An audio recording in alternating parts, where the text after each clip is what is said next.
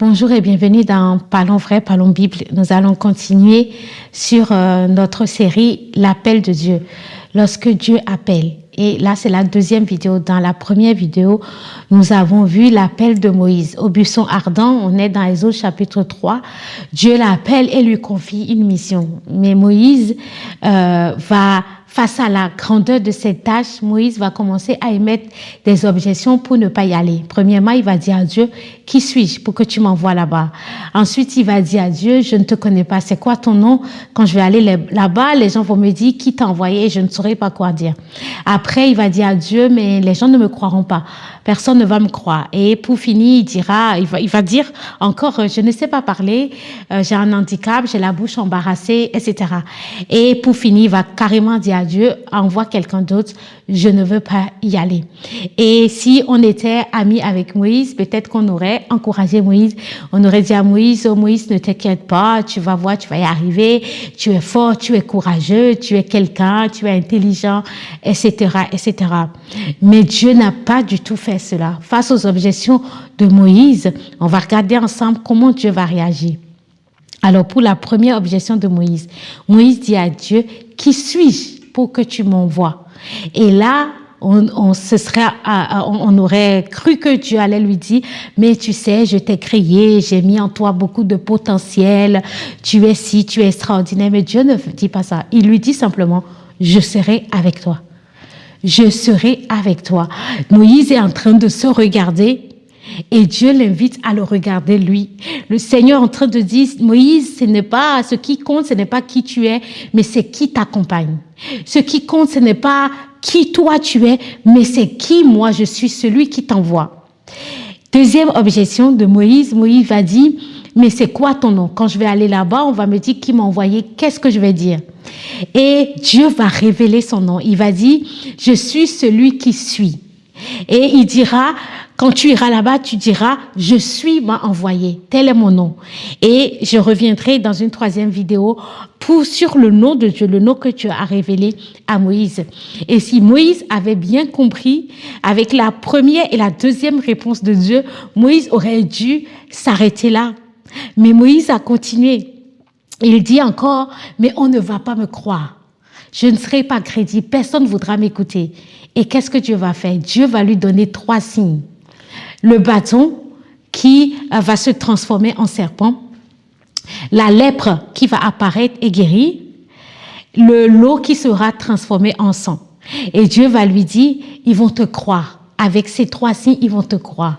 Qu'est-ce que Dieu est en train de faire? Dieu est en train de dire à Moïse, ce n'est pas toi qui vas les convaincre. Ce n'est pas à force de paroles que tu vas les convaincre. Mais c'est par ma puissance manifestée qu'ils seront convaincus. Ce n'est pas toi qui vas le faire, mais c'est moi qui vais le faire au travers de toi. Je vais le faire au travers de toi. Je vais me glorifier quand ils verront ce que je suis capable de faire. Quand ils verront ma puissance à l'œuvre, alors là, ils vont te croire. Une fois encore, Moïse regarde à lui et Dieu l'invite à détourner son regard pour le regarder lui. Ça continue et Moïse va dire, je ne sais pas parler. J'ai la bouche embarrassée, je ne sais pas parler. Et Dieu va lui dire, mais qui a créé la bouche de l'homme? Qui?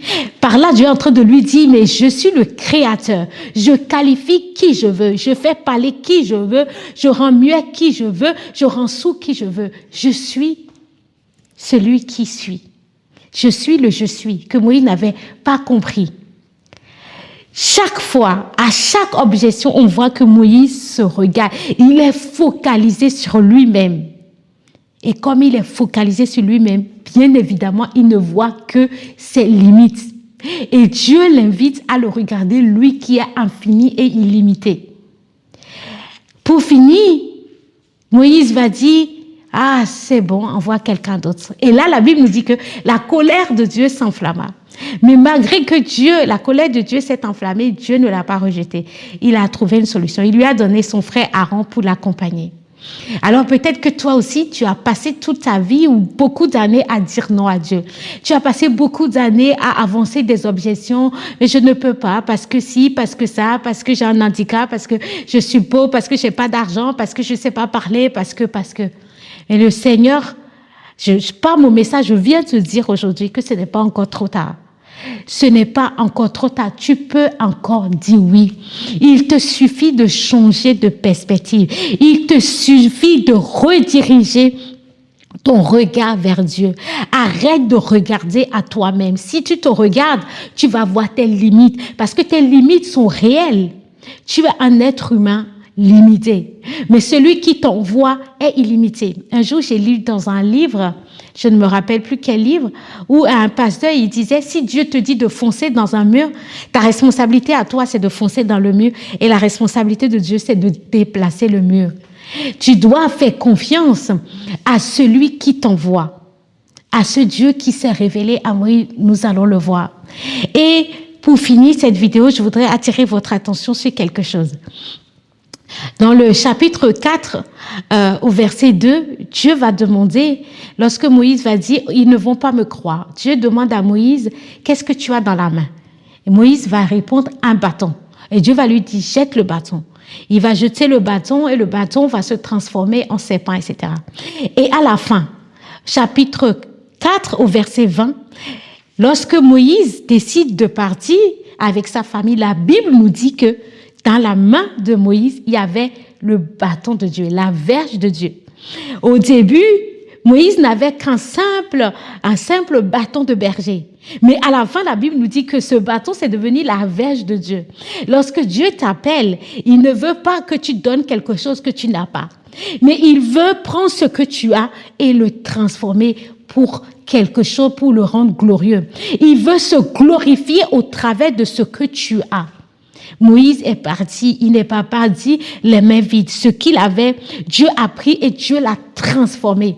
Et désormais, la gloire et la puissance de Dieu va se manifester au travers de ce que Moïse avait dans la main, ce que Moïse avait à offrir. Lorsque Dieu t'appelle, il veut se glorifier au travers de toi.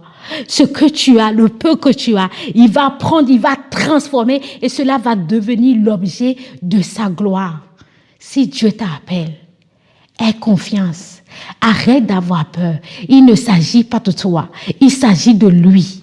C'est lui qui va le faire au travers de toi. Et n'oublie pas cette promesse. Cette promesse de Dieu. Il a dit à Moïse, je serai avec toi.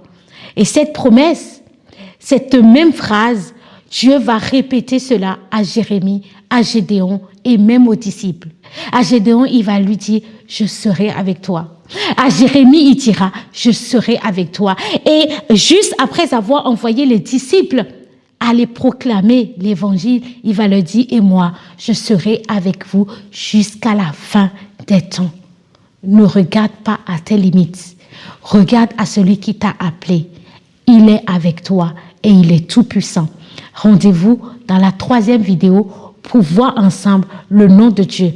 Si cette vidéo t'a béni, n'oublie pas de liker, partager et surtout abonne-toi. Que Dieu te bénisse.